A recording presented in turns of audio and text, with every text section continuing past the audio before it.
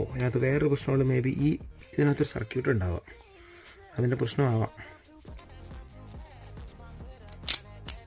ഇതിലൊരു സർക്യൂട്ടുണ്ട്. നമ്മൾ ആദ്യം നോക്കാൻ പോകുന്ന ബാറ്ററി ഡെഡ് ആണോ എന്നുള്ളതാണ് ഫസ്റ്റ് കാര്യം.